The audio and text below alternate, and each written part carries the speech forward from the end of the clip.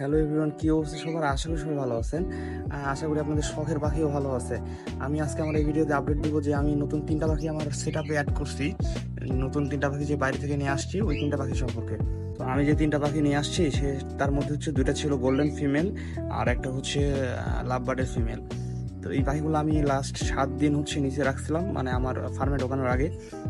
তো আমি যে 3টা পাখি নিয়ে আসলাম তার মধ্যে 2টা ছিল হচ্ছে গোল্ডেন ফিন্সের ফিমেল।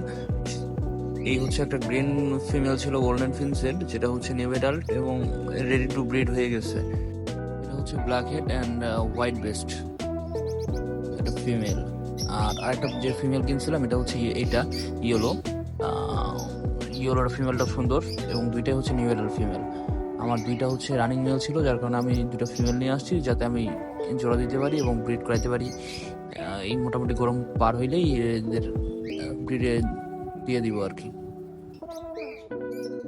সো আর যেটা কেনা হয়েছিল এই হচ্ছে রেডি টপ লাইনের হচ্ছে একটা ফিমেল কেনা হয়েছিল। এটার একটা এক্সট্রা মেল ছিল।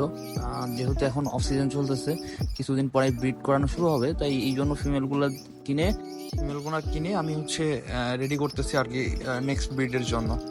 তো ভিডিও এতটুকুই, নেক্সট ভিডিওতে খুব তাড়াতাড়ি দেখা হচ্ছে। Tata bye bye, this is all of the signing out.